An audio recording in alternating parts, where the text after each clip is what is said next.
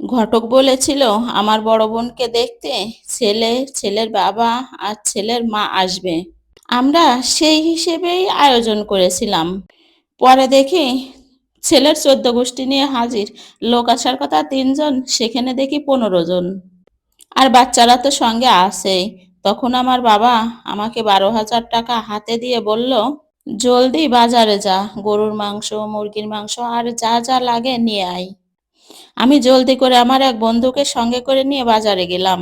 যা যা লাগে সবকিছুই কিনলাম, কিন্তু গরুর মাংসটা আর কেনা হলো না। প্রচুর বৃষ্টি, তারপরে গ্রামের ছোট্ট একটা বাজার। এই ছোট্ট বাজারে গরুর মাংস পেলাম না। বাবাকে ফোন দিয়ে বললাম, বাবা আমি কিন্তু গরুর মাংসটা পেলাম না। তখন বাবা বলল, যেভাবে পারিস গরুর মাংসের ব্যবস্থাটা কর, তা না হলে আমার ইজ্জত থাকবে না। তাই অনেক কষ্টে একটা বাইক জোগাড় করে বৃষ্টিতে ভিজতে ভিজতে গেলাম থানার বড় বাজারে। সেখান থেকে গরুর মাংস কিনে নিয়ে বাসায় আসতে আসতে একটু দেরি হয়ে গেল। বাবা আমার দিকে অসহায়ের দিকে তাকিয়ে বলল, এত দেরি হলো কেন রে মা? এত অল্প সময়ে এতগুলো রান্না এখন কিভাবে সম্ভব?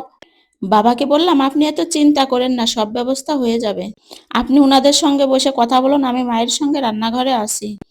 মাকে সাহায্য করার জন্য যখন বড় বোন রান্নাঘরে ঢুকলো, তখন মা বড় বোনকে বাধা দিয়ে বলল, তুই কেন রান্নাঘরে আসলি? যা যা রুমে যা, রুমে যেয়ে সুন্দর করে তৈরি হয়ে বসে থাক।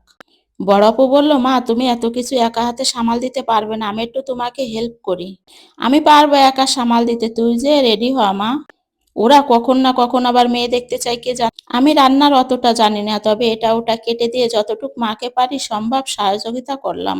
বড় আপু ওদিকে রেডি হচ্ছে। ছেলে পক্ষর কেউ কেউ আবার চাতে চিনি খায় না, কেউ আবার চাতে একটু বেশি চিনি খাবে, কেউ আবার সিগারেট খাবে। তাদেরকে সাথে নিয়ে পাশের একটা দোকানে যাওয়া, বাচ্চাদের সামাল দেওয়া, এসব করতে করতে দেখি আমার ছোট ভাইটাও ক্লান্ত হয়ে গেছে। এদিকে 5 মিনিট যেতে না যেতে বাবা রান্নাঘরে এসে বলে, কি গো কত দূর হয়েছে? কপালে ক্লান্তির ঘামে থাকা জলটা মুছতে মুছতে মা বলল, এই তো হয়ে গেছে। তাড়াহুড়া করে না রান্না করতে গিয়ে আম্মুর হাতে কয়েকটা ফুসকাও পড়ে গেল। রান্নার পর্বটা এখন শেষ। আমি আর বাবা নিজে হাতে সবাইকে খাওয়াচ্ছি। খাওয়ানোর সময় বাবা সবাইকে বলছিল বিনয়ের সঙ্গে, জানি না তাড়াহুড়া করে রান্না হয়েছে, কেমনটা হয়েছে। কোনো যদি ভুল ত্রুটি হয় তাহলে ক্ষমাসুন্দর দৃষ্টিতে দেখবেন। খাবারের দিতে দিতে দেখলাম ওনাদের খাবার স্টাইলটা যেন ওনারা যেন 3 বেলা 5 স্টার হোটেল থেকে খাবার এনে খান। সবাই কাঁটা চামচ দিয়ে ভাত খাচ্ছিলেন। হাত দিয়ে ভাত খেতে ওনারা বিরক্ত বোধ হচ্ছিলেন। ওনারা যত খাবার খেয়েছিল তার থেকে বেশিটা নষ্ট করেছিল। বাচ্চারা খাচ্ছে না বলে তাদের মারা ধমক দিয়ে বলছে, এই তুমি খাচ্ছ না কেন? বাচ্চাদের বলছে, এই মাংসটা খাও। বাচ্চারা বলছে, না মা আমি খাবো না। মা বলে, তোমাকে খেতেই হবে, এই নাও মাংস। এই বলে বাচ্চার প্লেটে পুরো বাটিই ঢেলে দেয়। যাই হোক, খাওয়ানোর পর্ব শেষ করে মেয়ে দেখানোর পর্ব শুরু হলো। আমার অনার্স পাস করা বোনকে সুন্দর করে হাতের লেখা দেখা, চুল দেখানো, সূরা ফাতিহা তেলাওয়াত করা, এই সব কিছু করা শেষ।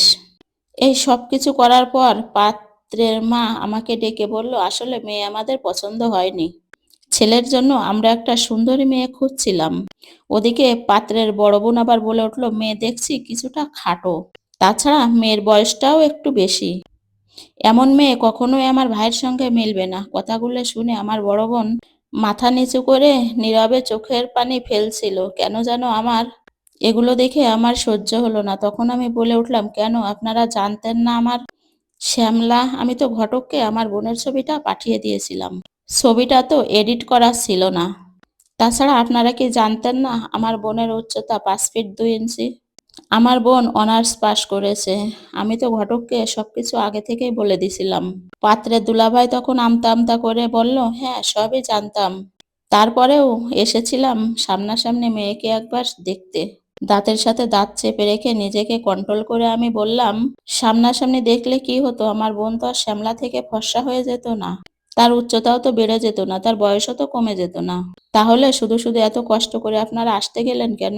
এদিকে পাত্রের বড় বোন রেগেমেগে বলল, আমরা মেয়ে দেখতে এসে কি দোষ করে ফেলছি নাকি? তখন আমি বললাম, না আপনারা কোনো দোষ করেননি, 3 জনের জায়গায় 15 জন এসেছেন। খাবার খাওয়ার থেকে নষ্ট করেছেন বেশি, এতেও আপনাদের কোনো দোষ হয়নি। আপনারা ছেলের জন্য ফর্সা লম্বা কম বয়সী মেয়ে খুঁজছেন, তাহলে এই মেয়েকে কেন দেখতে এলেন? এতেও আপনাদের কোনো দোষ হয়নি। দোষটা করেছে আমার বাবা মা। কেন এরকম মেয়ে পেটে ধরলো? দোষটা করেছে আমার বোন, কেন এত অপমান নীরবে সহ্য করতেছে?